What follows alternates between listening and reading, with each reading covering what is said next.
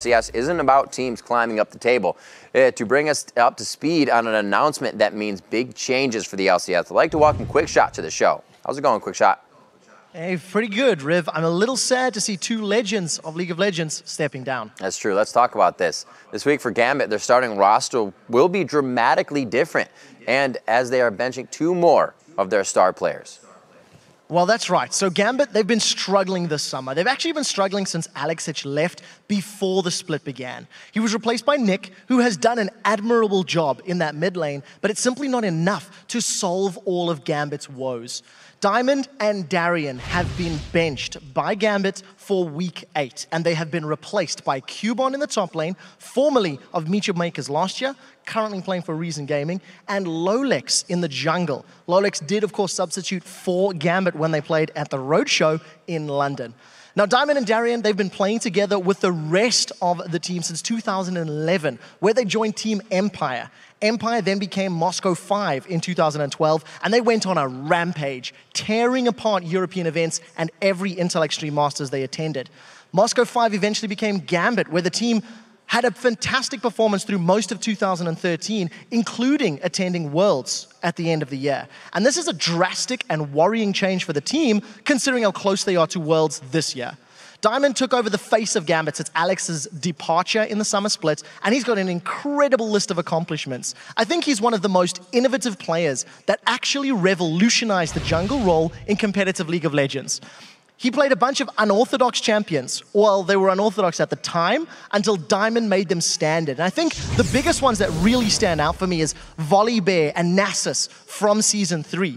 If you even go further back to Season 2 in 2012, I would dare say it was Diamond that inspired others with his aggressive counter-jungling. He set the de facto mode of jungling in the game. He brought champions like Evelynn, like Udyr, like Xin Zhao to the limelight when many other teams and players considered him weak. And last year, just some more highlights, he actually played against Insects in a Lee Sin versus Lee Sin battle at the All-Star match. Unfortunately, Diamond came away with a loss, but it was memorable nonetheless. He was again voted into this year's All-Star event in Paris, and he's got a massive fan base behind him because of his incredible level of play and because of all of the years of amazing performances he's put together. Now, Darien is also on the bench, and he's got a list of accomplishments of his own, both positive and negative. I think the most recent is, of course, how dominant he was with Warwick in the spring split. His swag style of play, because every top laner needs a Deathcap, Rylai's, and Omewrecker. And of course, you can't forget Darien's feed to win strategy. It worked up. Both of these players represent pillars for Gambit. They've been with the team from the beginning. And the question is, how will they perform without two of their original five? Very quickly before I go, this is a substitution, meaning they're not entirely out of the scene, but Diamond rather did say in a recent stream that he will take serious offers into consideration. It's something that we need to keep our eyes on. Well, we'll definitely be keeping a close eye on Diamond to see what develops there. Thanks again, QuickShot. As always, it's been a pleasure. And no doubt that all eyes will be on Gambit this week to see what happens. So let's bring in Shox, who's been speaking with the players to get their reactions to the news, which sent shockwaves across the social media. How are you, Shox? Ready to rock and roll, Riv. Likewise. So you've been speaking with the players on the European teams to gauge their reactions to this news about Gambit. What have they been saying?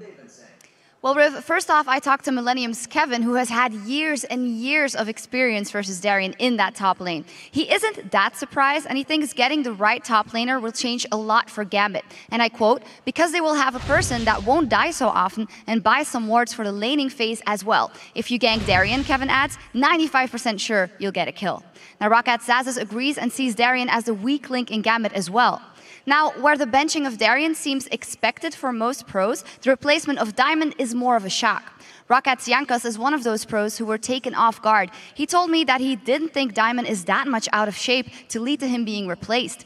He adds that he feels sad about the news for Diamond and said, and I quote, "He is my idol and he inspired me to make it in League of Legends." Now, Fnatic Cyanide agrees that it's sad to see Diamond stepping down and feels that he used to be undeniably the best jungler around for a long period of time, but he continues, and I quote, "Nobody can stay at the top forever, and I guess Diamond is the kind of player who isn't satisfied when he isn't performing the best in his region." All right, thank you for being our boots on the ground and speaking with the teams to get that information, Shox. We'll see you.